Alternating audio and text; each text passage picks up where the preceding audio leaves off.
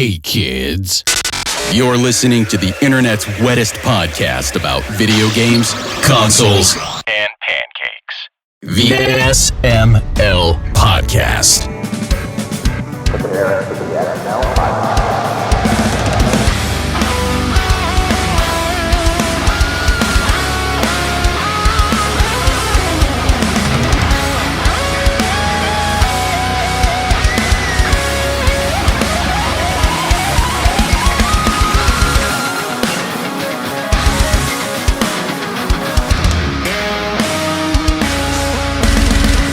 I'm good to go now, though. Honestly, I'm surprised you're not doing laundry, to be quite honest. Would be, but I didn't make the time for it. I basically got home and had just enough time to cook dinner, and which is why I was eating it during. So once you're done with one of your reviews and it's my turn, you're going to run off and start the laundry, is what you're saying. I might. Just for the Fair, do it. You're more than welcome to do it. I do not mind. I'm first, I think, so you can immediately head off once I start if you need to. That's right. This is the Sorting More Laundry podcast. I'm your host, Joe. Aki and Pernell are here. How are you two doing? Do whites go with colors? And if so, do you use bleach for both? Yes, as long as it's color safe. Mm-hmm. But then I only use color safe bleach. I only use color safe bleach, and I've never bothered to separate anything. I am very lazy. I'm very cheap. I buy the dirt cheap bleach, which is pretty much just ammonia and dust. Fair. And that stuff is not color safe. It will melt it. Well, hey, as long as you clean your underwear and your socks, it's all good. Yes, right. And I totally do that absolutely. I always bring extra socks when I go on trips because I hate when I have sweaty socks. Like, I need to change them out every now and then. Yeah, I will admit that's never fun. Whenever I go somewhere, I wear socks. That's as bad as far as that goes. If anything, to save luggage space, I'm more inclined to bring less clothes and more underclothes than anything. So, yeah, that's the trick. If you're wearing a pair of jeans, you need to wash them like once or twice a month unless you get them dirty. Otherwise, they're fine. You actually damage the fabric by washing them more. That's right. Sometimes we agree, and that is a fact. Because I'm the same way. I'm missing laundry talk. I should join Tuesdays more often. Hey, Bree, you're more than welcome to come in here, sweetheart. 10, right? The funny part, I don't know if she's being sarcastic or not. Who knows? It's Bree. She has a lot of odd habits and enjoyments. She might legitimately like laundry. I don't know. This laundry days. I mean, I can't help it. I mean, I've had a pretty, I wouldn't say melancholy because it's been nothing like that, but it's just been a pretty uneventful day. Come on, Bree. Come on in. Talk about medieval laundry. Let's do this. Come on. Medieval laundry? Yeah, medieval. Mm-hmm. Oh, now I'm curious about what she's bringing to the table with that, because holy pickles. I didn't even know that was a topic. Everything's pickles. a topic. Wash your clothes and lard. Oh, she's eating dinner. You're more than welcome to come in here and eat while you talk. That's fine. No one cares. I mean, that's what I was doing. They were encouraging me to eat during the show. I just chose not to. So, I mean, you're welcome to do it. Yeah. I will not judge. And, by the end of the show, I'll probably be eating on the show because my food might actually be done cooking at that point. Maybe, possibly, I doubt it, but we'll see. What are you cooking? Think about it. I'm making tacos, which is why I'm doing kitchen prep during the show. Taco, yay. I'm so glad everyone else finds other shit to do during the show. The reason is because time is so precious that I gotta do anything I can with the time I've got. I never have enough time. This is the only way I can focus on anything. I have to sit here and pretend I'm interested the entire time. No, you don't. You would just be like, I don't know. I've watched the show while I've been talking. I know you don't pretend to be interested. Shut up. She's got you there. Then you forget. I can see your fucking face, Joe. I could be browsing for stupid images to Photoshop Jacob's face on. You do that fairly often, I admit. Or I could be finding music to play in the post show. See, that means you're clearly not interested. But you're not Well, no, that doesn't mean he's not interested. Because, like, I'm interested in everything that goes on. Poorly multitasking. There. Necessarily. That's good multitasking. See, you all seem to not understand. I have to do other stuff while the show's going, or else I'll lose my fucking mind. I have to do other stuff. That's the only way I can focus on anything. I mean, ADHD is a common trait for this room. I don't know how that's a thing. Oh, is that ADHD? Oh, absolutely. Can't focus on one thing. You got to do 15 things at once. Oh. That is a trait for ADHD. I should probably talk to my doctor about that. If you're not the type that's really good at doing one thing at a time, but you can somehow do multiple things at the same time more effectively, that's a sign of ADHD. Okay. I probably have ADHD then. Yeah, if it makes you feel any better, I feel like most people that grew up with video games became big, have ADHD. So moving pictures, raising us, oh yeah, it's a whole bunch of that going around. Fair. Usually during the show, I have a video game up and I'm listening to music, and sometimes another podcast at the same time. So what in the fuck? Where do we rank, like, on importance during the show? Oh, y'all are the top. I mean, importance. If you weren't important, you wouldn't be a part of the stack of stuff. Here. Let me emphasize this. Right now, I have four Twitch streams up right now. Our show being one of them. No, I will say I have no idea how you can keep up with multiple Twitch streams at once, because they're all basically moving pictures. Oh, I don't care to watch them. I'm listening to them. That's how you do it. That makes sense then. Why do you listen to all of them at once? Because you all have different voices. Okay. They're all about equal volume. That's how. Gotta step it up, Joe. How do you keep track of, like, which voices are in which conversation? Sometimes I don't, but usually I can tell, just like you. That was you never do that hand motion again, by the way. I do it because I recognize all your voices.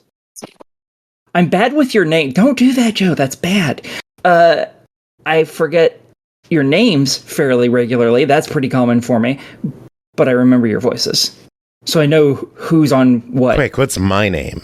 Joe, Pernell, and Aki. Those are the people on this one. Trey and someone else is on another podcast. Dopey's on another one. And then no one's talking in the fourth one, so it doesn't matter. Usually it's not Dopey. But recently it changed from Javor, who also doesn't really talk during their streams. I used to feel special. I don't feel too special anymore. Why? I don't understand. Oh, man. Y'all are crazy. I guess. That's impressive that you can do that much at once and still function normal. Like, I can't do anything like that. The closest I ever got to that was I had 4 games of curling on at the same time during the Olympics. Curling's the thing where they push the big puck and then sweep in front of it, right? Okay. It's so fun to watch, and I don't know why. I don't know. Yeah, as Horror Acolyte is mentioning, lots of auditory stimulation, and that would be too much for them. Sometimes it's too much for me, too, and I close things. When I study, the very rare occasion when I used to study when I went to university, I couldn't do that because I had to focus on what I was doing. Even people talking in the room with me would pull enough of my attention away I couldn't remember what I was doing. Damn. But as long as I don't have to focus on it super, super hard, everything becomes background noise and I can pick it all out. It must be 100% of the curling viewership in the U.S. You might be. I don't know why. Does the U.S. even have a curling team? Yeah. I didn't know that. They're okay-ish. That doesn't shock me. It's curling. I don't remember who's actually good, because it's been how many years since the Winter Olympics? About 1 week since you looked at me. I have no idea. I don't keep up with Olympics. I only temporarily view the Olympics, and that's when someone says, "Hey, look, there's a cute girl on," and then I'll glance over for a few seconds, and then it usually flips away, and I stop caring immediately. So you watch beach volleyball during the summer? Yes, I do. Yes, I do. 100%. I also like the speed skiing, or not skiing, ice skating, where they like are just zooming around the circle as fast as they can. Watch. I don't know why I like that, but because it looks so dumb, but I absolutely love that shit. Oh, so how were your weeks? What did you two do over the weekend? I was on the podcast over the weekend. I'm supposed to remember my weekends. Barely remember what I did 2 hours ago. Okay, what'd you do 2 hours ago? I went to exercise and burned 600 calories. Then I went to the grocery store. Then came home and cooked dinner. I was dancing and singing. Trying to think. I can't for the life of me remember. No, Saturday I went to our unpublished board game group did a play testing event up in Pennsylvania. So we drove up there and demoed a bunch of games and play tested for other people, for the general public who came up to check out stuff. Then I had a good dinner in Philadelphia off South Street. That was fun. Sunday, I hung out with my friend, and we just kind of did our weekly catch-up. Hung out with my godson for a little bit, and came home and watched, was it Severance? No, that Common Side Effects show, which, by the way, if you haven't watched that, probably should, because it's very, very good. Like, disturbingly good. And that's what I did. Not an exciting weekend, but I made it a weekend. I was working on review games like I do every other day, basically. I was in bed sick all weekend. I didn't leave my bed on Sunday at all. I feel like go to the bathroom and then crawl right back in bed. Fair. Do you think you had a bug? I don't know. Oh, yeah. I've had like a migraine for 2 weeks now that just won't stay away. Is that a sign of corona? No, I've tested for coronavirus a few times and nothing. Okay. Unless it's an untested strain or something that doesn't show up. Like, I don't have really flu-like fevers or anything. Just a constant migraine, a frequent cough, and just general feeling of lethargy. I understand all but the headache thing. I've only had one headache in my life. I do not relish the concept of you having a migraine. I probably had a headache, or maybe it was a migraine, I don't know, once in my life, and it made me vomit. So I do not relish you having a migraine. That shit sounds terrible. No thank you. Luckily, Ashley has had migraines and has some medication to help with migraines. It helps a little here and there, but oof. I'm giving it like until the weekend, and then I'm going to see urgent care. Yeah. I have no idea what generally makes headaches or migraines really tick like they do, but they are not fun. Like, I don't want something to go wrong this fucking close to VGM Con. Maybe you're stressing yourself over that because you're constantly worried about things recently. You might just be having really bad stress headaches. Maybe. Because ironically, of IGN. Definitely or whatever it is. Hopefully, everything starts feeling better. Get good sleep. Yeah. Stress from all you sons of bitches stressing me out about getting this game and Jacob being like, I want all of the kid kart racers and I want he can have them. Smurfs. That's fine with me. He would want the Smurfs, the little pervert. No, he has kids. Sure, that's why he wants the Smurfs, is because he has kids. Mm-hmm. No, he just has a thing for tiny blue people. I mean, who doesn't? You grow up with the Smurfs; they're awesome. Until you learn how freaking creepy dark that whole thing is. But the sanitized TV version of the Smurfs is pretty cool. But yeah, I don't know. Like some of the, believe it or not, you joke, but a lot of those like child kart races are actually surprisingly fun because they started putting a little bit more effort into them. Yeah. So they start to feel more like like fast-paced classic kart racers and not ones with too many features. Yeah. For me, I don't care if he has them all because I just don't like kart racers personally. Oh, that's that. There it is. Jacob has the monopoly on kids' games on this show. Yeah. I think he has a monopoly of kids on this show. He does. Is he the only one who has kids on the show? Really? Of the current I believe so. live crews, yeah. Huh. I'm a little that surprised by that. Kind of an in-betweener right now. The only I can think of that had kids that my entire time here were Cole and Tim. Yeah. Huh. Interesting. I would have thought more of the people on the show had them. Interesting. Yeah. Oh, Andy has kids. I didn't know that. But he's not going to be on for a while because his kids have soccer practice Tuesdays at 9. 6 Does he do the Pacific? He always record himself talking on a Saturday and just let you play it on the air. Yeah, we'll figure out. Lloyd's playing It Takes Two. Who is? Lloyd. Oh. I know, because I'm fiddling around on Steam right now. It Takes Two. What are you playing right now, Hockey? On Xbox, I'm playing the first game I'm talking about today. On Steam, I'm just fiddling around trying to figure out what I want to play. So you play two games I have both of them up at the same time. No, because I only have one screen. So I'll play like 5-10 minutes of one, flip over to the other, and play 5-10 minutes of it. And I'll keep doing that back and forth. I don't even know how you do that. And that's ADHD and all. I don't. Good Lord. Because I get bored really quickly. We need to get you like another 2 monitors. If I had 3 monitors, I would be fucking unstoppable and the world would end. I don't think that's a good idea. I'm just picturing, look, everyone, this woman's playing 5 games at once. I mean, my PC might be able to handle it, so I might. I've played 2 Steam games at the same time. Do that, though? Where they actually get like the controller to run through both sets, like multiple games at the same time, and they're just watching all the same controls. Yeah, most of them play MMOs and form parties and stuff with all their characters. That's where it's really big. Is stuff like WoW and stuff. People used to do that a lot. Damn. They'd have like 3 to 8 characters or some shit. It was insane. Mm-hmm.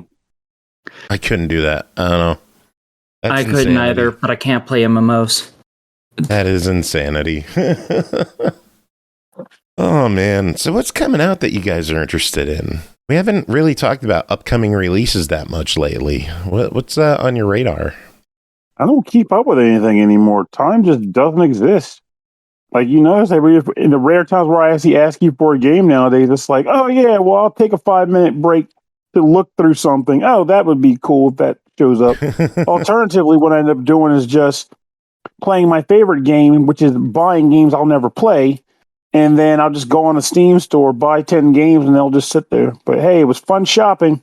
Xbox Sales is my favorite game, too. Steam Sales is mine, because it has all the porn games on there. Which is basically all I buy these days, is porn games. Are there even any fun ones? That's the real hurdle. It's like, they come up in my games that came out this week list, too, and they always look like they were made by a team of 1 on a budget of $2. I mean, a lot of them are. Almost every porn game out there is made by upwards of maybe 3 people at max. And they usually don't have a budget. They're just doing it in the background for fun. There's not very many big, large porn companies that make games. So with that said, then, if you were to look at it and say, all I buy is porn games, but here are 3 fun ones that, even if you didn't like porn, but you just wanted a good game and porn is just kind of an extra, these games would be worth it. Hold on, before you give your recommendations. SML After Dark. There you go. Go for it. So since we're doing this in the middle of the show, you got to have SML After Sunrise. It's After Dark stuff. So most of what I play is visual novels. Not all of them, but almost all of them are. So I would go probably Sisterly Lust and Bad Memories for pure visual novel ones. I like both of them a lot. I prefer Bad Memories over Sisterly Lust. I've reviewed both of them. If you like point and click, there's all the NLT games, like Genesis Order and the like, and I would just play all of those in the order they came out, because they actually do build on each other. And then if you want something that has like shooting and stuff, I would go Subverse, because it has space combat as well as XCOM-ish styled, XCOM light styled ground combat. That's pretty cool. But and I don't play MMOs, so I don't have any suggestions for those. There are pornographic MMOs out there. I don't play any of them because I don't like them graphically, usually. Poor Acolyte, when you have lines this good, you should be in chat with us. What do you say? Do any of them call themselves Pointin' Dicks? No, but a few of them really should. They're really missing out there. That's a shame. How many have dick-shaped pointers? I haven't played one that does. Well, fuck that. Well, there probably are, but I've just never played them, because most of the ones I play are straight harem or lesbian. If it was gay, there probably are some that do that. Point-and-click adventure. It's a point-and-click adventure, and when you're getting close to like a hint or a hot spot, the pointer gets erect. Oh my god, that's hilarious. I love that. Every time from now on, I'm just going to suggest to anyone making a gay pornographic video game to do that. Now, I don't care what kind of game they're making. I'm just going to throw that idea out there for them. That's my one good idea. Fucking genius. Yeah, I love that. Point and dick adventure. I got a couple games I'm legitimately looking forward to so far this year. South of Midnight looks really good. Oh, it does. It looks so good. I'm excited to check that one out. It's on my list. And it'll be on Game Pass, which is awesome. Yep. So even if I don't get it for review, I can play it there. Hopefully. Claire Obscure Expedition 33 looks freaking great. Oh my god, it looks so good. You really need to go back and watch the Future Game Show. Yeah, I'm excited. So if I don't get that one, I can play it there too. Yeah, you should watch the Future Game Show, because they actually went in depth of one of the characters. See, I don't want to spoil myself. Like a lot of those things go too in depth, and then you see it in the game. It's like, I already know this. That's fair. Like going in blinder. So. For this month and next month, because I don't pay attention to games beyond a month at a time, typically, is the first Berserker, which is coming out tomorrow or the day after, something like that.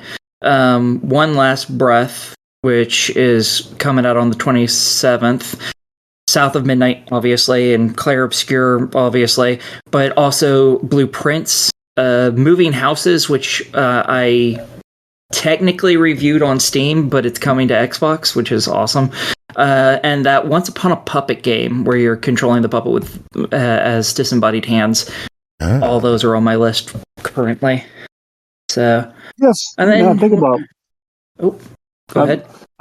I just thought about one that's the only reason I know about, because I had it wish listed for like 2 years and it's supposed to come out in April. Was like Odd Venture, so that would be one that would probably apply to me. Nice.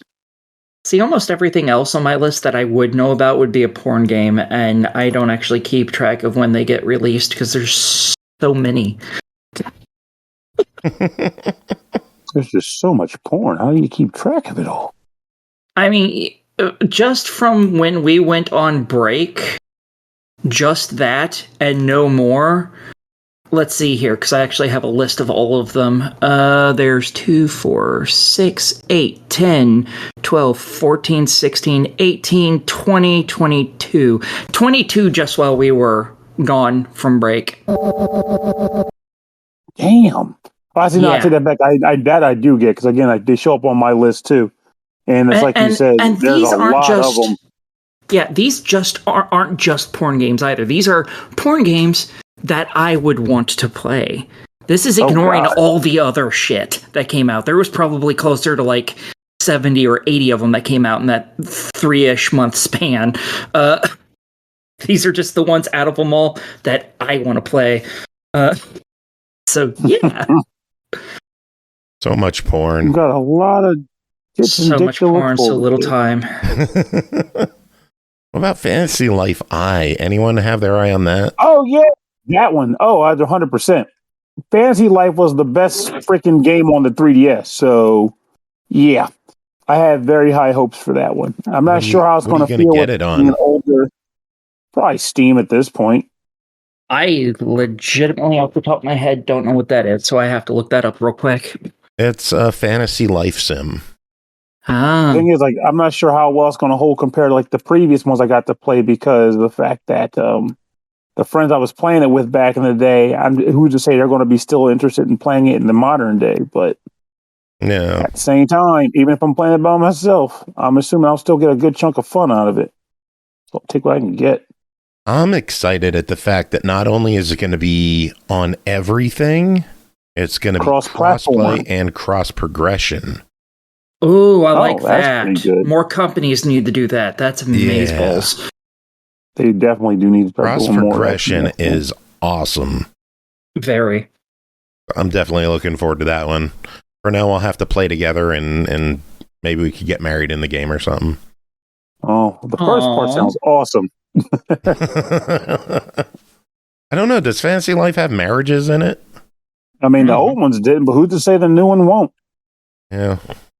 I mean, with that said, my big problem is like it's just making time. Like hell, I look back at what's that game that just came out, Monster Hunter, and like how I have friends who've already beaten the damn game, I haven't had it. Wow. Yeah, people have already beaten the game with all the super quests.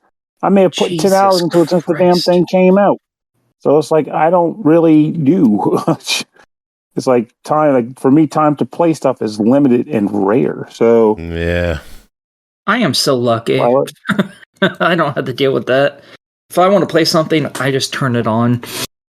I mean, I'm pretty sure if I were to, jeez, I'm pretty comfortable understanding that if I decide, just like back in the day, I used to have a friend who I used to always get upset about not playing video games. We're like, oh, I would if only I had the time. If only I had the time.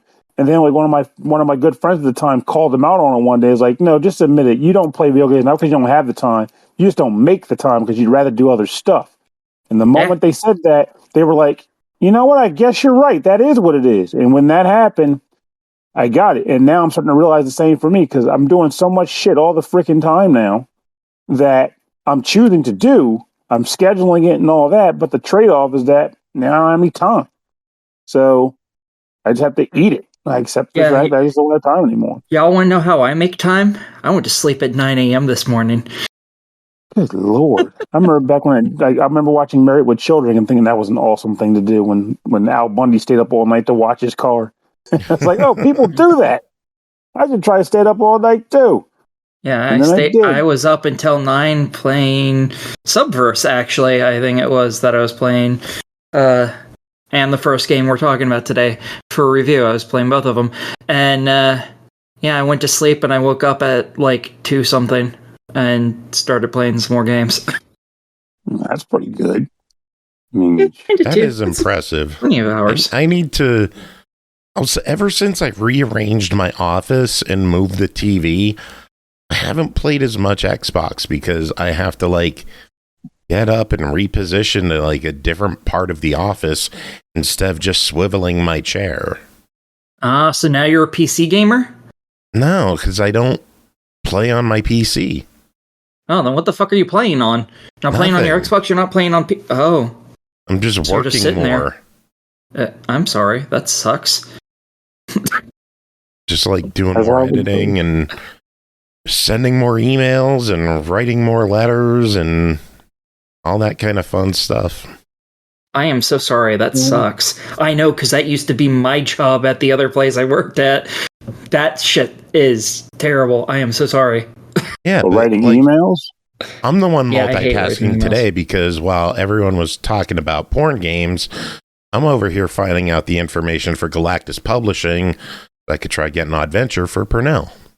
Nice. I appreciate that. I don't know what that game is. Looks cute as hell.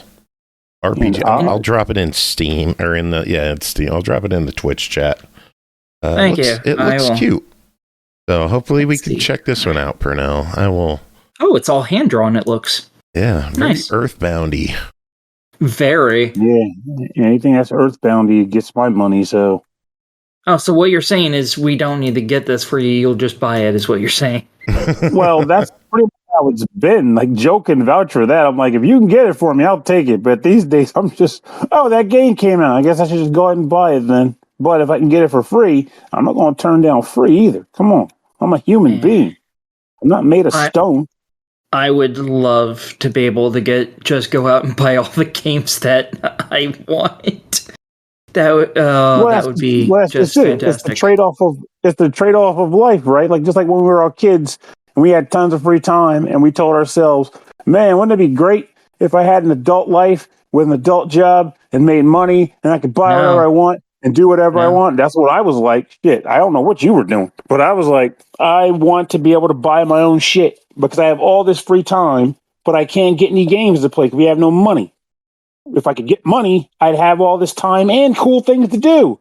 And then you get money to buy the cool things and you get them. But now your life is engaged with work and trying to find shit to do with your, general social shit. And next thing you know, oh, fuck. Remember that period where I used to want to be able to sit down and just play Xenoblade Chronicles all day? Man, I fucking miss that. I want to go back to that guy. Back when I was dealing with this stuff, video games still cost $20, and I got $20 a week for not getting in fights. So what? That's another award program. Don't be an asshole to other people and learn to walk away when they're an asshole to you, and we'll pay you for that. Yeah, basically. I was a very badly behaving child, so my family just outright bribed me, and it worked. Now I don't throw hands anymore. Right? Exactly. Like, people tried to give them shit, but even the school itself started bribing me. Wow. So, yeah. For like every week, I was well behaved. The principal and I went and got pizza at the cafeteria. Pizza. Yeah, I was a bad kid. So it was useful. And it worked. Child. Yeah. I mean, by the time I got out of high school, I wasn't, getting in needless fights anymore. So it worked. I was rich.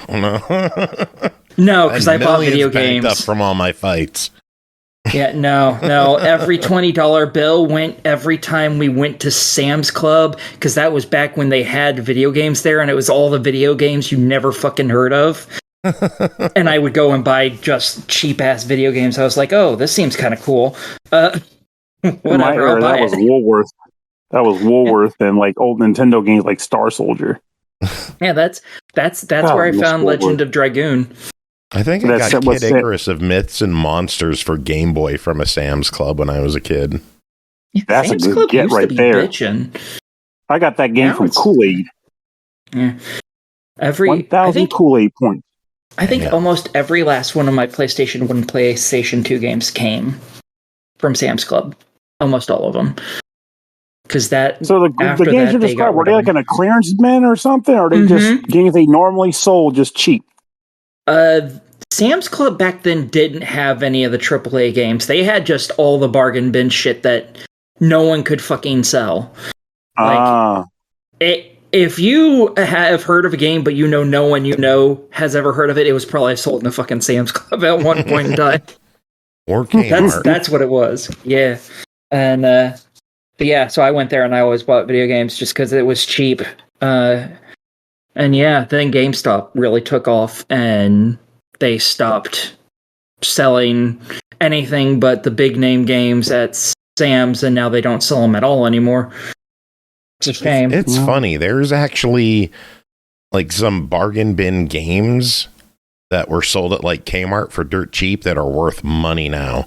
Like Autobahn Polezi for the Xbox 360. Never heard of it, right? Exactly. No.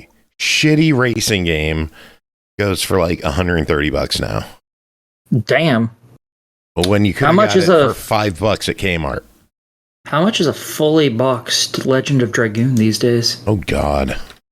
I have the original everything with that slut, and it's in great condition because I fucking love that game. No, surprisingly not that much. It depends on condition, but like 50, 40. Oh, that's a shame. I know. I'm kind of surprised. That's just possibly sad, because that's it's one of the best available games. on current PlayStations. Oh, yep, that would fucking do it, them bastards. Took all the value out of my game, them shits. Yeah. Honestly, I Anyway, should we get to reviews? We got a handful of games we got to talk about tonight. Should we dive into these? Sure, I guess if we not? have to. I'd much rather have Bree jumped in here and told us about Medieval Laundry, but, you know, it is what it is. That ship has sailed. Yeah, it seems we haven't talked about Laundry in like 30 minutes. Don't worry, I'll get a hold of her on Thursday. So anyway, first game to talk about tonight is Atelier Yumia, the Alchemist of Memories in the Envisioned Land, developed by TECMO Games, published by TECMO America, released March 20th on Xbox One, Series X and S, Switch, PS4, PS5, and PC for $69.99. The theme of this game is memory. There are moments when everyone must confront the past and their own memories. All memories, including both successes and failures, become nourishment for the future and help shape people. Atelier Yumia tells the story of Yumia and her companions as they follow the path they believe in while being confronted by the memories they discover along the way. Aki, first time an Atelier game comes to Xbox. What are your thoughts on this one? It's fucking amazing. There we go. We can wipe our hands clean now. So this is the first one that's come to Xbox. It's the only one I've played because of that. I just haven't gotten around to buying the ones on Steam yet because they're often kind of expensive. And in this, you play as an alchemist, basically. And they are not well liked, at least in this game. I don't know if they're not liked in all of them or if it's this one specific. And she is helping this group of people do research to figure out what happened to this land that was basically destroyed because everyone blames alchemy on it and alchemists. Hence, they all hate her ass instantaneously. Doesn't matter if they've talked before, they fucking hate her anyways. And she somehow just takes this, even though, quite frankly, she could grab any of their heads and pop them like zits. But, you know, it is what it is. And yeah, so you're going around this destroyed civilization, and you're cleaning up stuff they call monobounds. And it's basically just a land where all the magic has been warped and twisted so people can't go into it because it very quickly starts to drain them of their life energy. But as an alchemist, you have the ability to fuck with magic directly, and you're there to clean up all this mess. Woohoo! While doing this, you can also synthesize weapons, armors, and items, which require things you pick up in nature, from, you know, cobwebs to flowers to chunks of animals that you've slaughtered the shit out of because they're enemies. And you take them to this little magic spot and you can combine them together to make things. And most of these things are not particularly useful, that I found personally. Most of them are just used to make other things later on.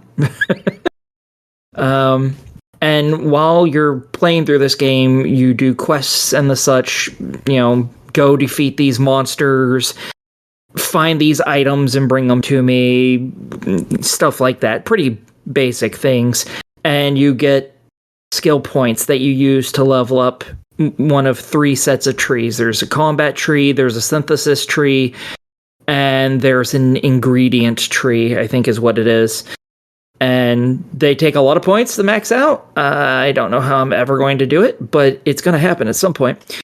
And they do basic things like the ingredient one will allow you to pick better versions of ingredients. There's a ranking from E all the way to S rank for every last ingredient you pick up, and it just automatically bumps it up as you take those skills. Other ones are like, oh, you can pick up multiple resources every time you go and pick one up. So things like that. It's not super complicated. It's not super game changing, but it is a good quality of life upgrades that you get with these. And while you're doing this, you're learning about what happened to the past because there's little memory crystal-y things that your little robot companion, powered by alchemy, is able to tune into and read. So you're using this to help this research group figure out what happened, and you're also clearing the way so they can physically get to these places and research any physical items in there. You end up gaining a few allies because people, slowly start to not hate you for existing without reason. And you start off with 2 people who are basically watching you to make sure you're not doing anything that's going to hurt people because they, again, don't fucking trust you. And you quickly get their, agreement, their help. They start to like you very quickly. And you slowly add new people onto your team. But the first 2 are a pair of siblings, a guy and a girl, and one is very no-nonsense, I adhere to the strict rules and regulations, and the girl is just the most carefree thing in the world. She's like, well, this person said I was a danger to the group, so I want to do flashy things because I want to look pretty. Literally conversation we had in game. Nice. She's about as brain dead as they get. I love her. She's fantastic. And the whole game is basically you're using the same items more or less throughout the whole game. You're just synthesizing better versions of them to use and giving them, some abilities and stuff as you synthesize them.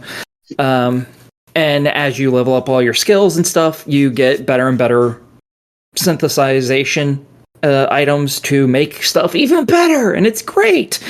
You also have some minor base building in this. You get some preset stuff that you can make, and you can build them up. They're big buildings that give you specific rewards for building them, more or less. Like, one's a warehouse, and if you build one, you can hold even more items in your chest inventory, which is already pretty insanely big, but because you have EDCBAS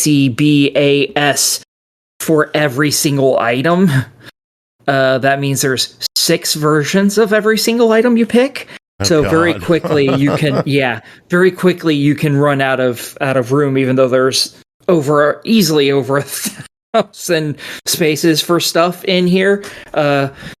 So it's like you can hold 999 of an item, and it counts as one item. But it's split in between the ranks. So like if you have 72 D rank moss-covered rocks, that's one item. But like a C ranked version of it is a second item, even if there's 14 there. It's still just different tiers and stuff like that. Different values. Exactly. That makes sense. And there's a few other different types of buildings that you can build that also give you other benefits. They are more important. I care so little about the house building in this game. You need to learn to give a shit. Well, damn. That shit is actually really important to this game, actually. Why? Like, explain why, because I don't like doing that stuff. Thankfully, in this, you don't have to build an actual... You don't have to build an actual base, like, brick by brick. In this, you can use... There's a bunch of pre-made things. You just have the resources to actually make it. That's really what you want to do. Because unless you really care about base building, you don't need any of the rest of that shit. But you need to start building those because these buildings give you benefits.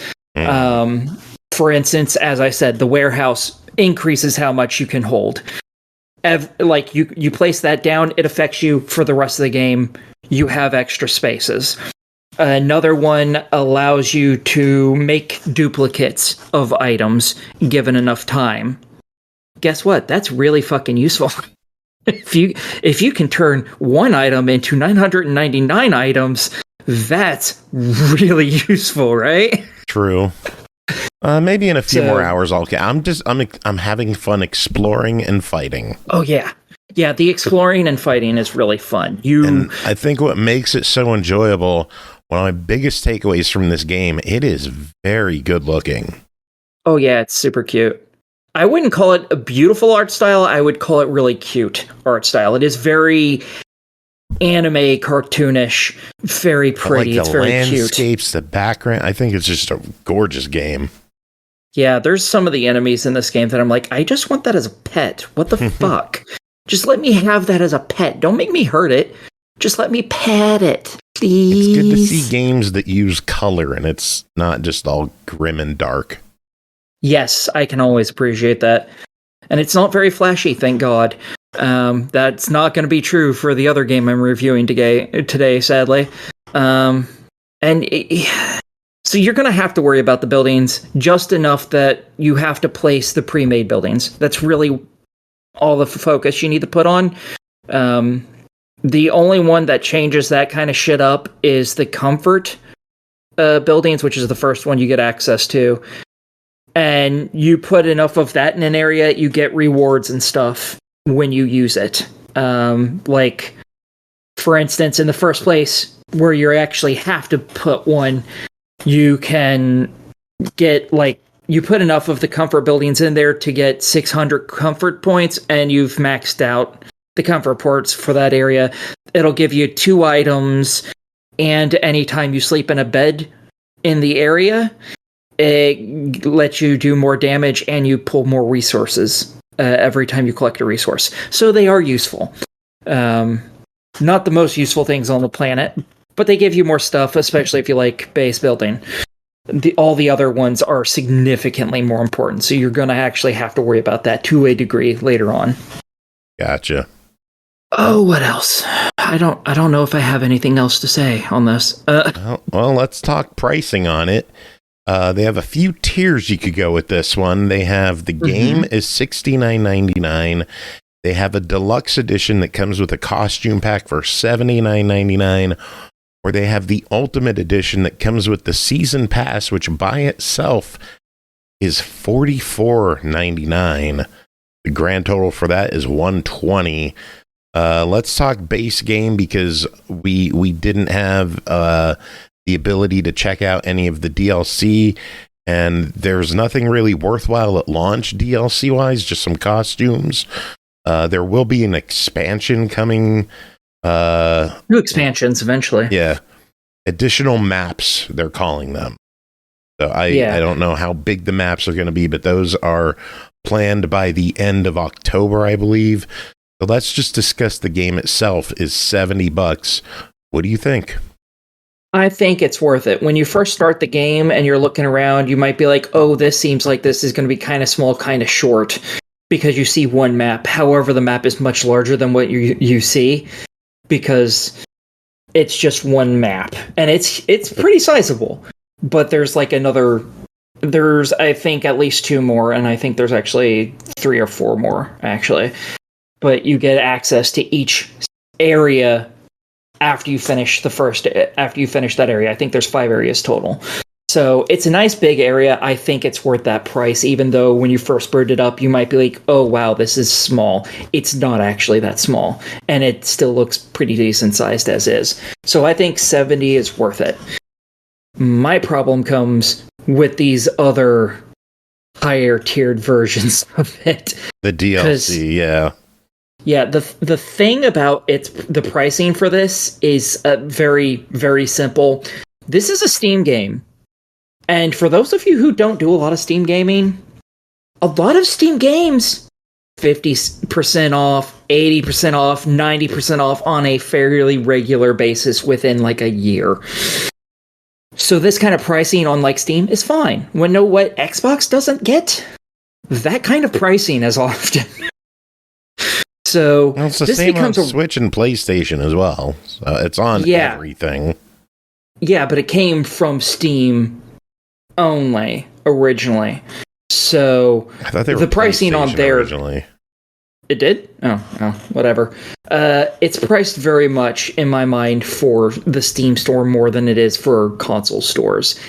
And that becomes a problem, because $45, what you're getting in the season pass for $45 is two $15 costume packs. One of them is a swimsuit costume pack where each of the six or seven characters gets a costume that's a swimsuit.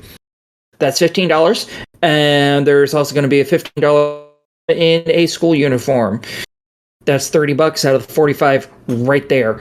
That's overpriced as hell, in my opinion. Though that each of those packs should be like $5. Because there's not a lot there. Well, the individual skins are $3. I think asking $5 is kind of overkill. I mean the swimsuit pack is the collection of each and every one of those. I think that pack should be about $5. I think each one of those should be $1. Because $15 for what amounts to 6 costumes that don't do anything, they're just something that looks pretty, is kind of dumb, in my opinion. I don't like that kind of stuff. The expansions, I assume, are probably going to be $15 a piece. That, I think, is a lot more worth the asking price than the season pass in and of itself. Yes, it gives you this other stuff for a little cheaper. I don't really necessarily view that other stuff as really worth buying in the first place, honestly. So I would suggest, if you really like the base game, maybe get the DLCs when they're on sale. I would not bother with the season pass unless it's like a bare minimum of 60% off, because that's, to me, an unreasonable price point for a what's already amounts to a $70 damn game. I don't know. I think the value of the pass will come down to how good the additional maps are. I think they'll probably be pretty okay. I don't think $3 for a skin is awful when you have like PvP fighters charging $20 for a skin. I mean, in relation, that's a great price. But in relation, the other one is so overpriced. That's like me saying, well, you can give me $10 because I asked you for $1 million earlier. $10 is a great value. That doesn't change the fact that if you only, you don't want to give me $10, you're still, it's a much better price to just give me 10 than $1 million. It doesn't matter. It's still not worth it. That's where I come from, is all of this stuff everywhere is overpriced trash, basically. I know you want those bathing suits. I do.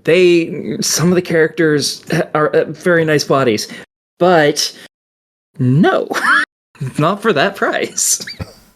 All right, next game to talk about is Gal Guardian Servants of the Dark, developed and published by INTI Creates, released March 27th on Switch, PS4, PS5, and PC for $29.99. The Xbox version has been delayed. Take control of the Demon Sisters, Karika and Masha, as they attempt to revive the Demon Lord Maxim and rebuild their castle in this 2D action Metroidvania adventure. Pernell, what's going on in Gal Guardian's Servants of the Dark? Well, this is a sequel to Gal Guardian's Demon Purge, which we received, I guess it was like 2 years ago now. I don't even remember, but it wasn't too long ago. That game itself was pretty fun. I liked it a bit. But I do remember thinking at the time that even though they described it as being a Metroidvania, it was more linear than it led on. It just had the occasional branching here and there. Well, this one goes full on with the interconnected maps bit. And for the most part, it does well with it. But there are a few things that maybe a patch could fix. That's a personal issue that I'll bring up later. In this game, you control Kirika and Masha, which you mentioned earlier. They are two demon maids who are coming back home early from vacation when they discover that their castle that they call home for the Lord, as they work under the Lord that they serve, is under attack. And they then learn that their Lord is being promptly murdered, and now they have to, I guess, help him, because in this world, he's not just dead. He is, I guess, bodiless, and now his soul speaks to them and kind of travels with them. This is not a spoiler. This is literally what the game is. So as a result now, your primary goal is to revive your master while also engaging on a mission for revenge against those who betrayed you and to ultimately, defeat the entity that outright caused the betrayal and took your home from you. In this game, as you're playing around, you are able to freely at will switch between Kirika and Masha. Kirika's gameplay mechanic is that she fires a submachine gun to do damage to enemies, fires a straight line of bullets. You can fire from while airborne or on the ground, but you can't like float in the air with it or whatever. You just got to jump, spray a bullet or two, and come back down. When she runs out of bullets, she has to hit a reload button, or she has to hit the attack button again to reload her gun, and then bam, she's back at it.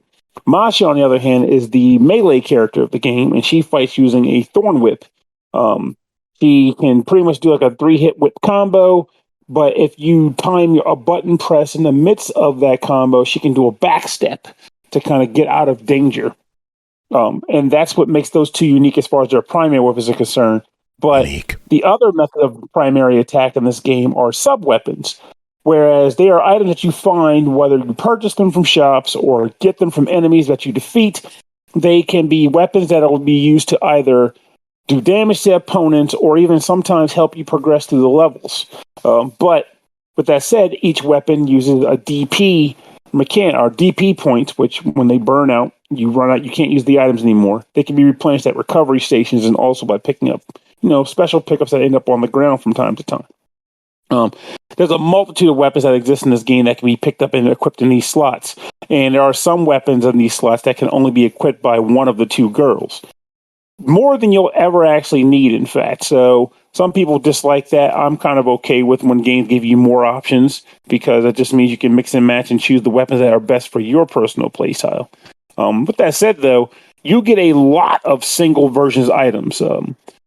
It may have been because I chose the Challenger difficulty, which is the hardest difficulty in the game. One reason being because it gives you increased item drops. But my inventory stayed maxed out. And I had multiple copies of the same weapons. Now, with that said, different weapons will have different perks associated with them, and you are able to eventually do like a little bit of merging of them to kind of pass perks around. But for the most part, it still didn't change the fact that unless I wanted to just constantly throw things away, I had 15 daggers, like 20 demon grenades, and yada, yada, yada. I had a lot of items, the point I'm making. But that's just pretty much your primary ways of doing attack until you unlock further abilities, which I'll talk about shortly. And you'll be using that to explore the map, beat the stuffing out of monsters, take on bosses, and so on. Eventually, you get to the point where you start to find bones lying around. Again, they can be items that are dropped from enemies or found in treasure chests or what have you. If you take these bones back to the throne room of Maxim the Great, you can put them on the throne, restoring some of his power, which in turn will cause your characters to level up, and then he will pass some of his power down to you. This can result in stat bumps, just like a typical level up would do, because again, I didn't mention it earlier, but you don't really equip new weapons in this game, aside from the sub-weapons, so your main way of bumping your attack up is purely from leveling up by dumping the bones on the throne. But you'll also occasionally get new abilities, demon abilities that can be, accessed by a button press. And you can also occasionally get new abilities for Maxim, which can be equipped to him that will aid the sisters with stat buffs and the like. For the most part, that ends up being the primary flow of the game. I should also mention one more thing you'll generally find as you're exploring the map. There are, in addition to the king himself being destroyed or killed, this isn't Dragon Ball, he was killed. There are also citizens of the castle that were also killed in the attack.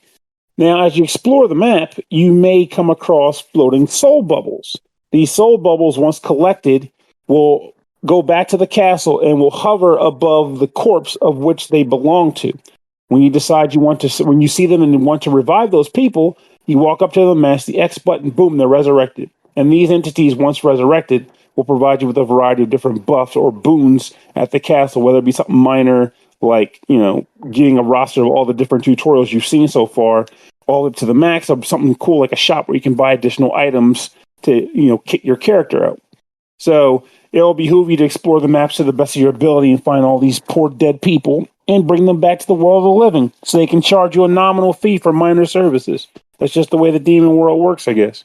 So that's also how the multiplayer, not the multiplayer, but I guess single player test, also how that works. Because like I mentioned earlier, you control two characters. In the single player, because the only method of the game I played, you control them both and you can switch between them freely with the press of a button. They each have their own hit points, but they do share demon points. Eventually, it's going to happen. You're going to die. And when that happens, that poor girl's bones will be splattered all about the field, and then eventually when you come back to OS, you'll be more like in a neat little pile. But once that happens, you'll be sent back to an earlier part of the area you were in using the other not dead sister. And you have the opportunity to go back to that corpse a la Demon Souls and use the same mechanism that is used to resurrect the servants to resurrect your main character or resurrect your party character. If you succeed at that, boom, she comes back. You have a minor hit point total on her, and you can proceed to continue exploring. If the other sister dies, however, and you've lost both of them, you will be sent back to the last time you saved the game. So the game kind of gives you a little bit of a last-ditch effort to save yourself before you're having to reload a save point. So it's not a bad thing to have at all. And I actually kind of prefer that to how the first game did it. The game itself, I found to be pretty fun. The music is good. The soundtrack is good. I could do without some of the voices, but I mean, that's the nature of this type of game. You're going to get the voices as a package deal. But one thing that was kind of driving me a little bonkers, though, is, again, this is where I deemed it a personal problem. Two things, actually. One is the map, the way the map is laid out. It does not give you much in the form of markers that you can use. And if they do, I have no idea what they are, what buttons they are. But I cannot I can't mark the map to say, hey, here's a door, a place where I left an opening that I couldn't reach, but I made the screen objects appear. So it looks like I've explored that room, but I technically didn't because I just kind of jumped a little higher than I would have liked to, and now I revealed the block on the map. Also, the borders sometimes look more like they are sealed when they shouldn't be sealed, indicating there's another room further beyond the square that I was in. That drives me a little bit bonkers. And the other thing that's kind of strange, and is maybe possibly something I personally miss, and I'm fine with that, and this includes me having gone to the button mapping screen. There are certain abilities the game tells you have, but it doesn't actually tell you how to do them. So I just kind of have to finagle the button until it's, oh, that's how I do it. For example, I mentioned earlier how Kirika has a submachine gun. Well, the game will early on tell you she also has a shotgun. And she can use that, but it costs a little bit more ammo than the submachine gun does, but it's more powerful and it's for close range combat. It took me a good 2 hours to realize how you actually use the shotgun. It's apparently a move you do by hitting the dash button and then basically doing your attack immediately after hitting the dash button. So it's technically a dash attack. It's her shotgun.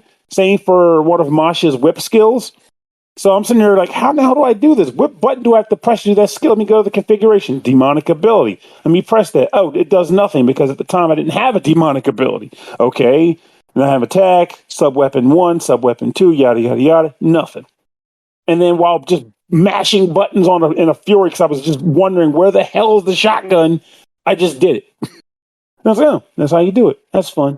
And there's probably other things like that in the game I don't even realize, despite the game technically being a pretty straightforward, simple game. There's still moves that I probably just don't even know how to do that I probably could be doing right now. Though the game does tell you you can do them. It just doesn't tell you how to do them. Except for the typical jump and attack thing that they tell you at the very, very beginning of the game. Aside from that, I am perfectly content with this game. I think it doesn't do anything particularly special or out of the ordinary, but I do think it takes the Gal Guardian series and goes a little step further to give us another version of it that is a lot of fun to play and hopefully will result in them making a better version in a follow-up game that improves even upon this one. So I think it deserves at least a try from me. Oh, well, you kind of answered the question before I had a chance to ask it, but I was just so damn gung-ho. $30, your official verdict is? I believe it's definitely on the try. I think this is a game that has a bit of fun. You might have some issues with the navigation of the map or whatever, and even some of the issues with like quick navigation when you're trying to warp from point A to point B. But the game is fun, and I do enjoy it otherwise. So I think it is worth a try. Very cool. All right, next game to talk about. We're keeping it retro with Beyond the Ice Palace 2, developed by STORYBIRD Studio, published by PQube and PixelHeart. Released March 10th on Xbox One, Series X and S, Switch, PS4, PS5, and PC for $19.99. Arise from the dead is the cursed king in this enthralling action platformer. Wield the chains that once imprisoned you to vanquish foes and traverse your fallen kingdom. Uncover hidden areas, strategically level up, and reclaim your throne by banishing colossal bosses. Pernell, what's going on in Beyond the Ice Palace 2? I love how I was starting to put the phone down. I was like, oh, crap, the next one's me, too. So the funny thing about this game is that the last game was pretty much what if Castlevania got an update, and this game feels more like what if Ghosts and Goblins got an update, even though it's still technically retro.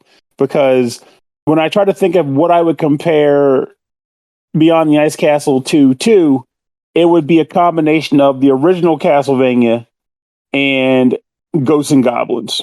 Because it is very much a linear side-scrolling game, but there are slight branching paths that you can take on to find like the secrets here and there, and you will occasionally be able to like warp back further into older levels to uncover like items you couldn't get before. With that said, though, when you go from one level to the next, the map very much resembles the Ghosts and Goblins 1 map, where it was just a constant left or right scroll, and it showed the different locations you could go to, and it's like, you are now here. You are now here. It pretty much looks exactly like that. And I say that in an endearing way. I like that look, honestly. But in this game, aside from the stuff I've already described, you are controlling this now newly weakened king as he is going to seek out revenge and reclaim his kingdom by traversing his side-scrolling adventure world map. Your primary movement set revolves around some chains. Coolly enough, they were the chains you started out the game hung on, but now you're whipping ass with them. Pretty nice little touch there. But you can swing the whip. You can swing the chain in a multitude of directions. It is not a one-way chain, unlike the previous game. You can swing it in diagonally and whatnot. You can also use this weapon to do some things regarding like grabbing objects, like if an enemy's walking with a shield. Many shielded enemies can have their weapon or their shield grabbed with the shield and then yanked off of them. They'll make them vulnerable to getting their asses whooped. You can also do the inverse action sometimes, where your whip can connect to something and then you can dash into it to kind of give it a shoulder check and push it out of the way or destroy it or what have you. You have the moveset similar to how Super Castlevania 4 did it, where you can kind of make the whip go, or the chain go limp and then spin it. And that can help you knock out like projectiles that are coming towards you, and sometimes like knock out weaker enemies that are just flying around you, being nuisances and pests. And there's a couple other moves you can do too. But of all the moves you can do, some of them require usage of stamina, a la that one, the spinning the whip move, for example. So if your stamina gauge runs out, you're not dodging any attacks, you're not going to be spinning your whip, et cetera, et cetera. So be mindful of that. Lastly, one major thing you can do with the whip I need to mention is you can also swing and grapple with it. There are a lot of hooks or rings that are littering the different areas you visit. You can use the whip to grab those objects and throw yourself around and pull yourself to safety. It's kind of nice like that. And as you're exploring these maps, you'll be killing enemies, and by defeating them, you'll acquire money and typical healing items, the usual bit. The money can be used to purchase the occasional upgrade from a merchant or basically parts of power crystals. These, I don't know what the actual, maybe it's like, let's call it a crystal shard because I'm tired. You can purchase crystal shards. If you collect 5 crystal shards, they all form together to become 1 power crystal when you take them to an NPC at the main hub. And you use these at various thrones to level up your character and a multitude of stats. Now, with that said, it's not necessarily 1 power crystal for 1 stat bump. Instead, the way this game does it is there are little mini nodes. They're all linear. There's no like tree or anything, but it's like linear paths for each stat. And there will be like mini spots before the main spots. And those main spots are where you actually get the stat buff. So it might, for example, take 3 power crystals in attack to actually get an attack power boost. So the game doesn't quite explain that, but if you actually utilize the screen correctly, it does give you sort of an indication, because you won't see any actual effects of stat gaze until you hover over the stat bumping crystals. So keep that in mind. And for the most part, your gameplay loop will revolve around you just traversing this map, beating the stuffing out of enemies, beating bosses, getting the occasional upgrade, because of course this is a game that's going to eventually give you like a good jump or whatever. But it's fairly classic in its stylings, and I'm perfectly okay with that. In fact, the only thing that bugs me about the way the game flows is the fact that the main character is kind of slow. It'd be nice if he weren't that kind of slow, because I like games that are frenetic more than anything. And while I can appreciate a game that intentionally slows you down, this guy could stand to drink some freaking Red Bull. I don't know what his deal is. Maybe he's just brooding across the map and he just wants everyone to know he's stomping his way forward. I have no idea. But it'd be nice if he were a little bit faster. So if there was a way to have like a turbo mode, I'd appreciate that. Because in addition to that, that also kind of ties into how the momentum of some of your actual actions feels too. Like typically when you have a game that allows you to grapple, you kind of feel a bit of a speedy bump to it. Like gravity's pulling you down, you're propelling yourself forward, and now you're jumping off to land on the distant platform. In this game, even the grab and swing feels slower than it should. And it took me a while to get used to being like, okay, he's going to grab the ring, he's going to slowly swing down, and now I got to time the jump to get off and land on this thing. But having played so many video games over the years that all involve swinging mechanic, which every one of those that has a swinging mechanic has a fairly quicker flow of that motion, it was almost like me mentally relearning how to time unhooking from this ring with my chains. So it's like this weird things like that. Now, with that said, it does not ruin the game for me by a long shot, because the game is still very much a good time. It's a good party. I like coming across little light puzzles where I can, activate a couple switches or pull a log to raise a gate on another side, which I'm timed to get to the other side of before it closes on me to get some cool loot. I enjoy those kinds of things. This game does a good job of that. There's nothing wrong with any of those things. And I feel as though a number of people will get enjoyment out of this. The soundtrack and the actual pixel art also is pretty freaking sweet. I'm the type of person who would play this game and be okay with like having the music play in the background a bit. It's not like going to blow your socks off or anything, but it's good atmospheric jams, and I like those jams in this case. So, I never got a chance to play the original game. In fact, it still shocks me that this is a sequel to a game that's that old. So I cannot give you any context as a comparison to the old game. I wager most reviewers can't do that, in fact. So I'm not even going to feel guilty about that. But as far as this game goes, standing alone in its own right, I think it's fun. I think it's challenging, but I don't think it's unfair, and that's a good thing. I would say it's pretty much worth your time. Even with me mentioning the freaking slow stumbling aspects of how its controls are, I think if you're coming at this with an old school mindset, you might see that as a feature, not a bug. So, cool. Well, it's $20. What's your verdict on this one? I'll give this one a buy it. Sounds good. You're probably surprised by that. Like, what? Yeah, it looks enjoyable. So, there you go. There you go, indeed. All right, next up, The Shadow over Cyberspace, developed and published by Fiction Factory Games. This one released January 10th on Steam for free. There is an optional registered shareware DLC for $9.99 that adds a pretty gold sticker to your main menu. That's it. It's to support the devs. Dread whispers echo across the information superhighway. Y2K is coming, heralding the rise of the old ones. With your meat space mind unraveling, time is running out. Barter with gods, embrace the deathless aeons, or go offline permanently in this modem punk horror story. Aki, what is going on in The Shadow over Cyberspace? Okay, so in this, you play as a hacker, a game pirater, even, if you will. The irony in this. And in this world, it's the 90s. It's getting close to the year 2000, hence Y2K, in case any of you are youngins and don't remember what that was. And games are now being protected by the Antichrist, which is this world's version of Denuvo. And in it, they're using this AI mindscape, basically, is what it is, instead of Denuvo. And you haven't been able to get into games properly, because if you try to get into them with this stuff set up, it literally explodes the game.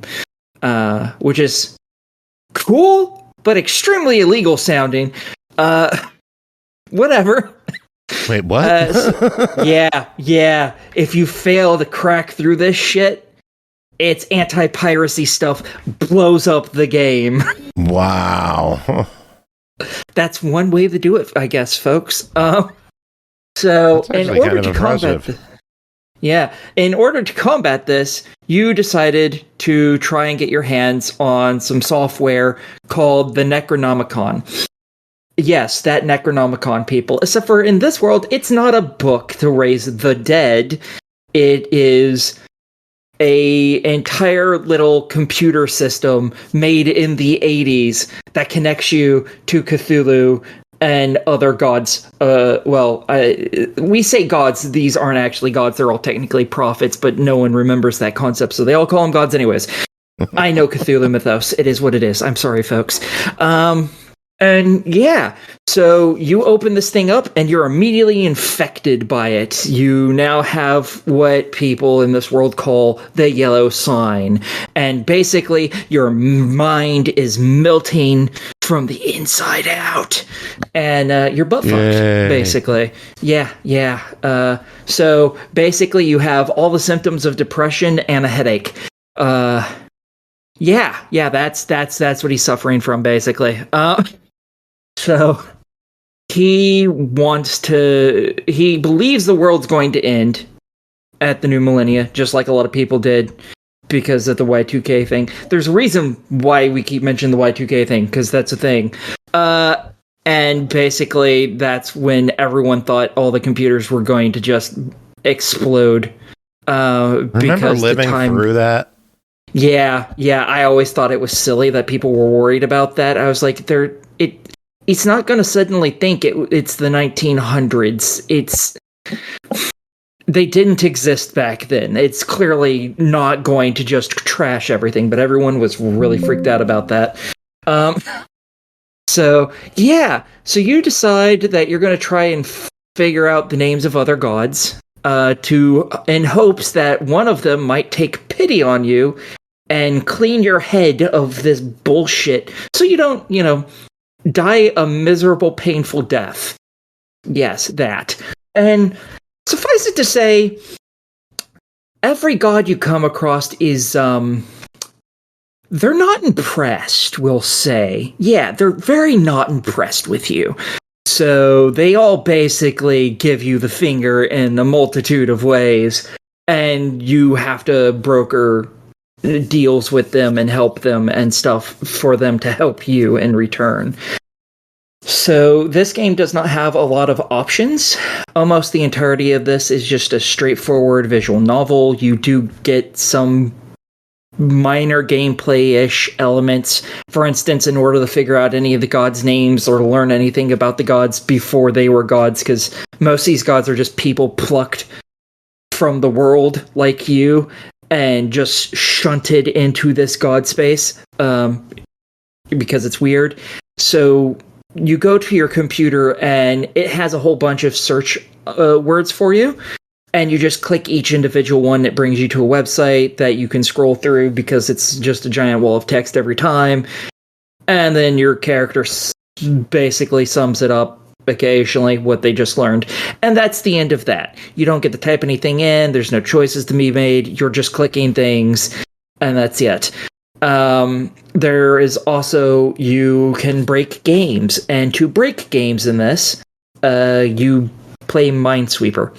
You know, that game that's been on your computer since the creation of computers, basically. Yeah. I heard you get to play that. Yeah, you get to play that. I'm going to for any of you who haven't played that, I'm just going to tell you right now, I would not tell you to buy Minesweeper, even if it was free. It's not a fun game. I do not like that game. What is wrong with you? You and my grandpa both. That's just an old man thing, I think. Just old men like that. You're old. Because my grandpa likes that shit too, and you are the only two people I know who like it. Hey, it's not my fault that, you met the dinosaurs, okay? That's not my fault.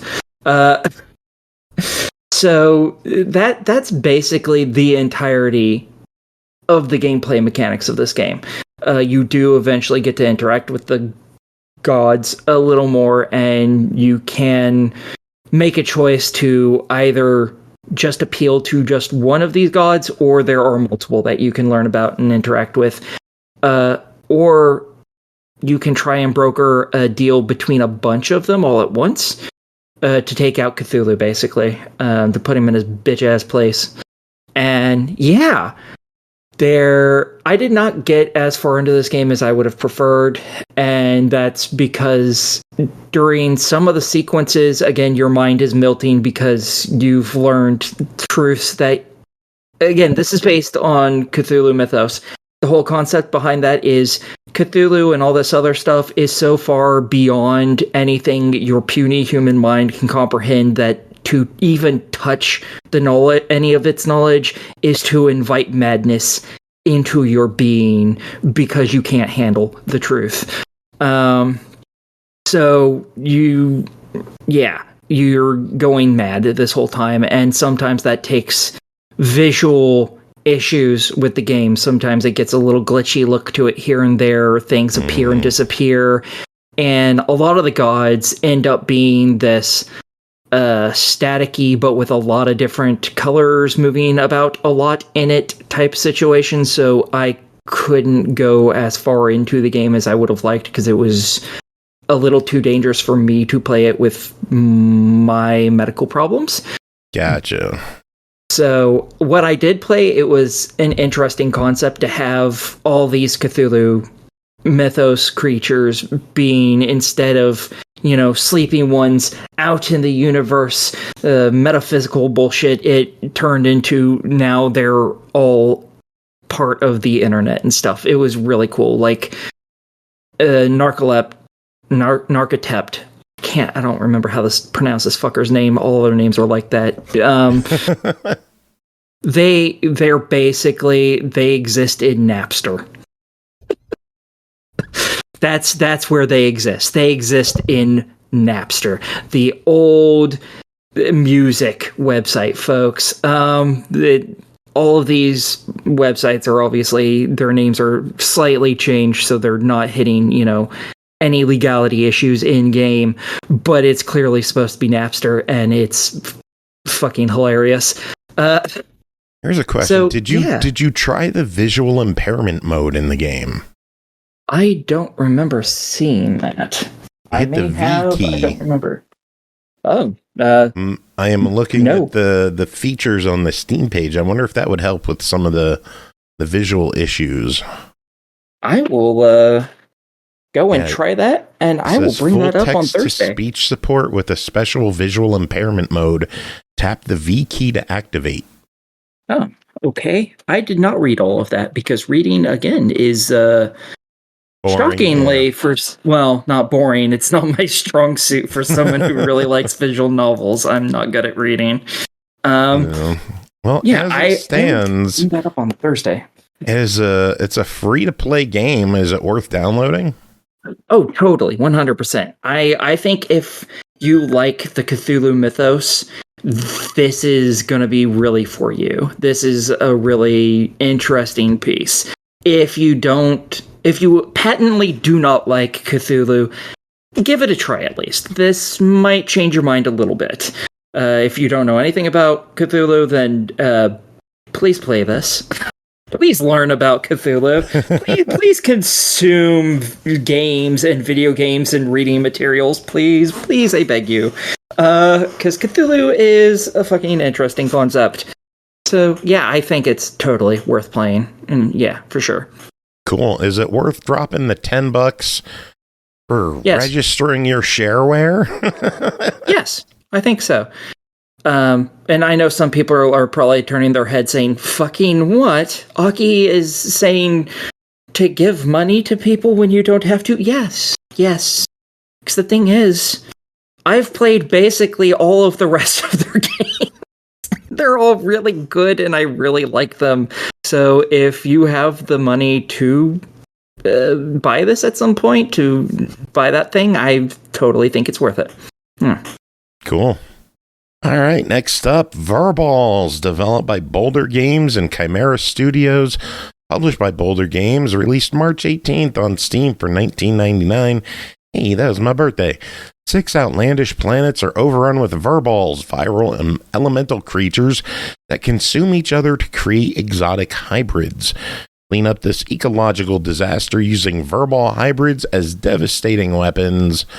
Pernell, what is going on in Virballs? Well, in this game, an evil doctor, or I guess I'm assuming he's evil. They don't specify. He's just a guy who drops a lot of Virballs on a lot of planets while escaping the police. Maybe that's why, because he was escaping the police, and then they shot at his ship, and he lost a lot of Virball cargo and it fell on a number of planets. And your character is pretty much like a robotic janitor, is sent to clean it all up. And he goes by Orb. I'm sure it has some kind of stands for something, but he's just Orb. And the way he functions, he's a walking robot with a spherical orb, hence his name, inside the of the chassis. You manipulate this by using the control stick to kind of walk around. But if you click the thumbstick in, he will actually turn to a ball a la Samus and roll around for a quick speed bump and also some added maneuverability. So that's a pretty nice feature in that sense, because you can also click the button again to come out of the ball or fire your gun, which will pretty much immediately pull you out of the ball too. So it's a good way to kind of strafe and shoot. At the beginning of the game, you start with basically what is the Earth core. It is just the orb that makes up your face, and it is representative of an element, in this case, Earth. And while pressing the attack button in this situation, you'll just kind of fire these little dirt pellets, unlimited ammo for said dirt pellets too. But they're all pretty weak. However, the real trick happens when you come across your first Virball, which are little bouncy balls. It's almost like they're balls, Virballs, of various elemental types. Balls! Yeah! Ball squad. Those balls make up their own ball squad, and they're dicks. Not to be confused with the cool ball squad. No, I'm pretty sure if you look, dicks are above the balls. They're not the same thing. No, they're in the same family. These dicks are balls, and these balls are dicks. So in this situation, these dick balls are attacking you, and you use your other button, which allows you to grapple and grab them, to absorb these other Virballs into yourself.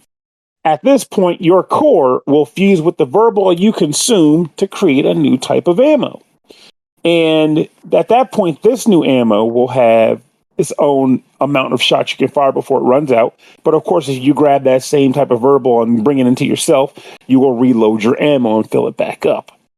Certain times you'll fight hybrid Virballs of their own, and they come with their own special attacks that are reflective of the attacks you would get if you combine them yourself. And when you defeat those Virballs, they will split into smaller versions of the ingredients required to make that hybrid. So, say for example, you see like a Earth Fire Virball shooting a flamethrower at you, and you destroy it. Well, now you have an Earth Virball and a Fire Virball on the ground. And you can choose to pick one of those two things up to consume it and add it to your core to get more ammo. Or in the case, if you don't have it already, a new gun. As you use these weapons, you'll be traversing the planet, fighting other Virballs and the occasional jerkbag wildlife to fulfill one of a few missions. Sometimes you'll have to find these little alien critters that just kind of follow you around and hop about happily. You lead them to a rocket ship, but they escape the planet. Boom, mission complete. Other times, you might straight up just need to, just destroy a bunch of cores. Destroy enough cores, you kind of clear the planet up, bam, everything's good there, and you escape. And the last one, that at least that I recall seeing, was occasional angry wildlife on the planet causing a ruckus. You kill a certain number of targets throughout the map, you're free to escape, bam, level's over. But of course, there's a few collectibles you can find as you play around these levels too. Most notably, orbs, the little blue orbs that you can get from any number of things. If you kill a Virball, for example, without absorbing it, you'll get some orbs. Sometimes they're just kind of floating in the air. Other times you destroy objects to get them in the works. And you collect enough of those, and you'll unlock like the orbit badge, the collector's badge for that level. And that's like one of the collectibles in the game. There's also relics, which you can find in levels. And when you get enough, you can unlock new skins for orb. And I think there was like one other type of object whose name is eluding me right now, but I'll just call it a relic and make it nice and simple on myself. Honestly, also at the end of the game, at the end of each world, there's also a big boss fight you have to take down. Usually they're pretty, scrappy bastards, requiring you to unload a multitude of shots. There will usually be some sort of verbal enemies on that area that you can take out to reload your bullets, so you're never fighting with your weakest gun. Thank heavens for that. And usually when you defeat that boss, you'll get a new core, which means now you get access to a whole other multitude of different weapons when you find the smaller cores diffused with the new main core. And you can switch between cores on the fly, so you end up with a pretty decent roster of weapons to fight with at any given time. The funny thing about this game is that I found it to be enjoyable in play, despite the fact that I never felt like I was in any actual danger. Like death just kind of seemed like a thing that would happen if I put the controller down and took a nap. But despite the fact that I never felt like I was in danger, I kind of enjoyed just walking around, getting new Virball combinations and blowing stuff up. And I guess in this sense, especially if that's what they're technically going for, there's nothing wrong with that. I'm cool with that. However, the one thing that does bug me, and I would be remiss to not mention it to people who may consider buying this game, is the ridiculous amount of asset reuse that this game has. And I say that as a person who knows companies reuse assets in their games to save time and money. Like there are entire set pieces and levels that I've seen reused more than twice. And I'm so familiar with those set pieces. I'm like, is this the turtle floating around the rock tower again? I bet there's a relic up there. Nope, it's a different type of relic up there, but it's the exact same platform puzzle, the same orbs floating in the air, the exact same endpoint. At least 3 times on one world I've seen that. And there's a couple others like that too, which honestly I'll admit, despite enjoying my play of the game, it annoyed me to see them. I'm like, are you kidding me? I've already done this. This is the sort of thing you'd see in a roguelike, but these aren't roguelike levels. These are defined stages. Again, I'm mentioning that because if I didn't and someone went out and bought this game, that would be a blatant thing to not notice and tell people about. So hey, that's what our job is to do, is to mention stuff like this. Absolutely. So if that's a thing that would make you unhappy or not enjoy this game, that for you would be a deny it on the spot. Just write that right there. That may not be my official rating, but if that's a sticking point for you, just don't buy this game. If you don't care about that and you like the idea of what I described, having like your little robot that can sort of Samus ball it up and having a multitude of different Virball combinations to shoot other Virballs and the occasional wild animal, I think there's a lot for you to enjoy here. And like I said, frankly, I did enjoy trying to collect everything in the level, and I did enjoy seeing what new weapon combinations I was going to unlock every time I got a new core. So, with that said, that's your cue, sir. Well, they advertise it as Ratchet and Clank meets Kirby. Do you think that's accurate? I'm trying to picture the Ratchet and Clank part. Maybe the way the jumping works and the platforming. I'd imagine like the gunplay too. Yeah, that's probably what it is. Maybe the gunplay, though. Yeah, if you combine the ball usage for your strafing, I can kind of see that. And the Kirby I can see because of the fact that you're absorbing the Virballs to get new abilities. Think Kirby, specifically Kirby and the Crystal Shards, if you remember that one. Yeah. That was the one where Kirby had mixed powers. But I can see that too. So that description I don't think is inaccurate. All right. Well, the game costs $20. Is it worth $20 to get your balls sucked? Oh, God. You had to do that. I did. Like I said, if you They're are sucking not in a their fan balls. of It had to be done. Virballs. If you're against what I described earlier about the asset reflips, deny. If that is not a sticking point for you and everything else you listen to, I give it a solid try it then, because beyond that aspect of the game, I did enjoy my play with it. And to be full stop, I was not expecting that to happen. So I came into this game and was pleasantly surprised by what I got. So I think this does deserve a try. Just beware of the asset flip. Gotcha. All right. Well, that is just about it for this episode. I want to thank you two for being here, hanging out this whole time. We got one final game to talk about, and that is an email review from our friend Horror Acolyte. The game Centum, developed by Hack the Publisher, published by Serenity Forge, released March 11th on Xbox One, Series X and S, Switch, PS4, PS5, and PC for $14.99. You're a prisoner in a cell. You have to escape, but is that really the goal? Centum appears to be a point-and-click adventure, but beneath the surface, something is altogether different. Our buddy Norg is going to read this one. So, George, take it away. Centum Review. A review in the form of a review. Every why has a wherefore. A curious phrase from William Shakespeare, but one you may become familiar with as you explore the world of Centum, a dark narrative-based adventure game that will surely leave you with more questions than answers. You are trapped in a simulation controlled by a degenerating, possibly corrupted artificial intelligence named Beamkey, an AI construct that you had a hand in creating. He is trying his best to create an experience that you will enjoy, constructing and altering the world around you based on your own personal history and choices. But it seems others have been trying to interfere with his ability to operate. You're not entirely sure why you are here, or if escaping is your main goal. You are also not alone in this simulation. But who or what has infiltrated this digital world, and what are their motives? In Centum, a heavy emphasis is put on the narrative and atmospherics, with the majority of the game focused on interacting with people and the environment, then selecting from a group of responses that will ultimately shape certain elements of the story. There are also some very mild puzzle-solving elements and object interactions, slightly akin to older point-and-click adventure games, being able to move your cursor around the screen and interact with a number of highlighted objects. Some items can be collected and stored in your inventory, but unlike traditional point-and-click games, you won't need to manually drag and drop inventory items to interact with the environment. Instead, new prompts or decisions will appear that you can choose from.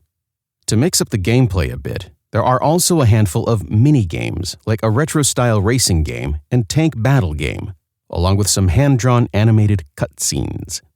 The game starts out on a home screen resembling that of an early Windows operating system. There are a handful of text files warning you that the simulation needs to continue running, as this could be the last computer housing the AI software, and any closures could result in a loss of function. You open a program that immediately introduces you to an ominous figure referred to as a judge, a tall figure with 5 masked faces. Guilty or innocent? Innocent. Yeah, we've all seen that movie. The judge interrogates you, asking a series of questions to get to know you better. A number of responses throughout the game will fall under key personality archetypes: artist, warrior, prophet, or murderer, with some responses blatantly listing the archetype name, while others require some interpretation but are fairly obvious. Falling under a certain archetype will change certain environmental pieces and dialogue. After your interrogation, you are left in a mostly barren prison cell, save for a bed, window, metal trap, and a table housing a few objects. You can try to escape from the cell, but is that your true goal? Or even what you really want to accomplish? The majority of the game is meant to keep you questioning the nature of the world you are in, while enveloped in a bleak, brooding atmosphere. Most of the game uses dark, muted colors and a haunting yet beautiful soundtrack, keeping you in its grip of despair but occasionally offering a glimmer of hope. You will interact with a number of strange objects and characters, like a rat with big, bulging human eyes, or a small, puzzle-like object with an enchanting hum that beckons you to listen to its hypnotic sound. Feel alone in your cell? Don't worry. You can draw a friend on the wall and he will talk to you. Or is it just you talking to yourself? Or maybe a neighbor in an adjacent cell? Is the rat friend or foe? Don't worry, you get to decide for yourself. You can use the trap to kill him if it pleases you, then dispose of his corpse or leave it there to relish in your kill as you stare at his snapped neck, entangled in the device. As the game progresses, you will see potential issues with beam key simulation manifest themselves in the environment, whether it be from issues with his own processing or creations influenced by the minds of the users. A majority of the content in the game is meant to fuel the overarching narrative, but a lot of the key story fragments can be found in text documents, dialogue with other characters, and memory fragments that come in the form of short cutscenes. I've currently played through the game 3 times, and I'm still not sure I understand the entirety of the story, but a general understanding can be found without digging too deep. The game has a number of different themes like AI modeling, dynamics of human choice, and how humans or AI models can form maladaptive patterns, among other philosophical topics. I think the game does an exceptional job of presenting these themes, especially in certain areas. The atmospherics and visuals do a fantastic job of maintaining a sense of unease and curiosity. There are only a handful of chapters, resulting in a fairly short journey, probably around 4 hours for a single playthrough on your first run-through. For the first couple of areas, there is more interactivity with the various game objects, making it feel like you are actually working towards something. But later sections are mostly diluted down to just dialogue.